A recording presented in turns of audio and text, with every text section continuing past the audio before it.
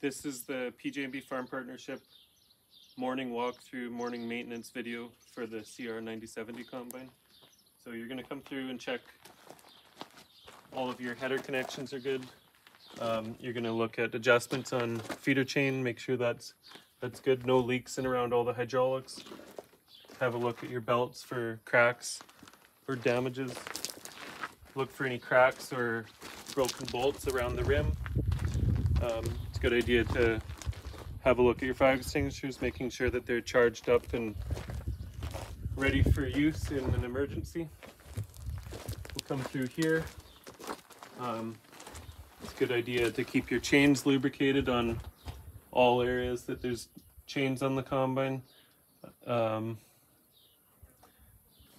Greasing, we have on the new Holland combines, there's more frequent greasing intervals, and you can look at the chart here.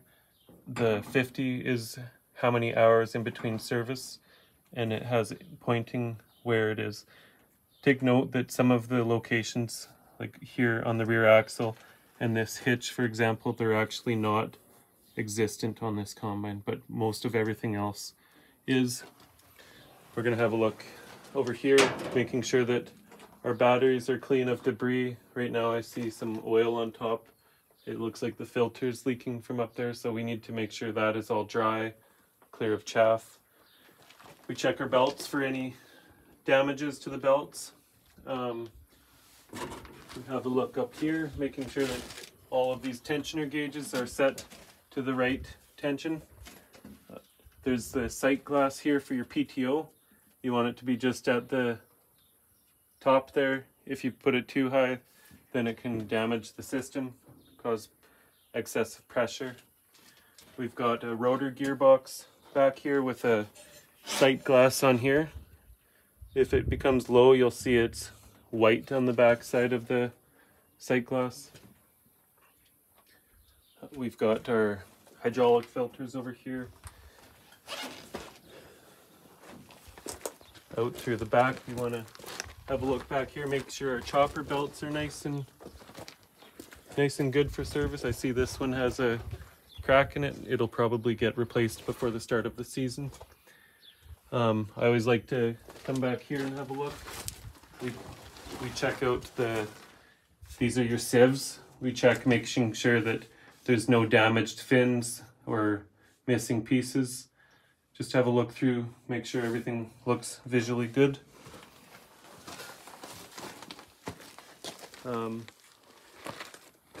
There's a greasing point on the chopper behind here. Make sure all your chopper blades are good. We'll go to the top of the engine and have a look up there. At the top of the engine here, we're gonna check our engine oil daily. So we have the engine oil dipstick here. We'll pull that out and check that it's up to our full level. We don't want it over the full level, but anywhere above the low mark in the middle to the top is ideal. This filter here is our fuel filter. Our sight glass for hydraulic tank is here. You want it somewhere half to full on that indicator. If your PTO lube becomes low, this is where you fill it.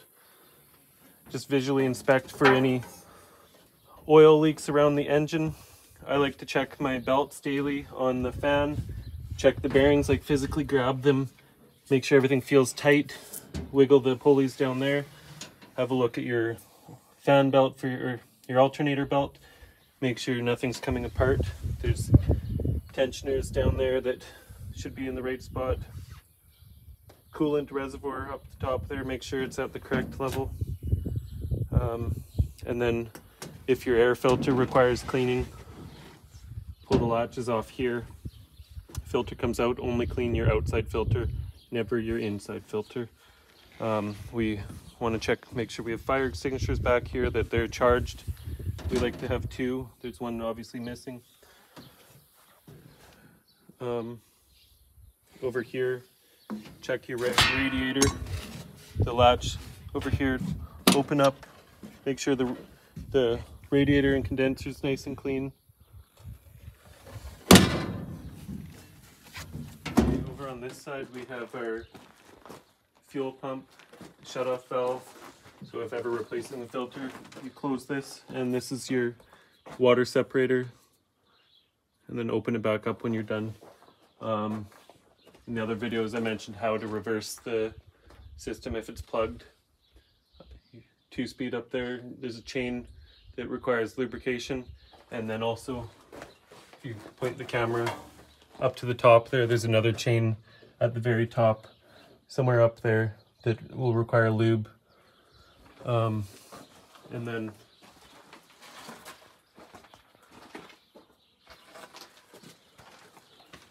as far as maintenance, yeah, there's not a whole lot else on this side.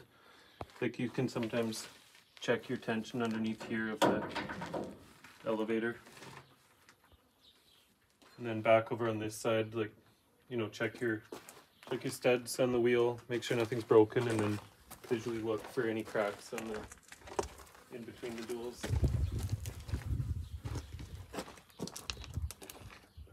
Over here, your chain tension, this is obviously too loose. Usually you want about 1.5 to 2 inch of deflection. And for adjustment, like, you'll loosen the sprocket and then it pushes up. These ones maybe we need to take out a half link to do the adjustment. Underneath here, this is an important one to keep greased for your reverser. If you don't have that lubricated, then it can sometimes be more difficult putting. Another thing I'd like to add about when you're doing your morning walkthrough is to have a look for straw buildup above the rotors. You'll see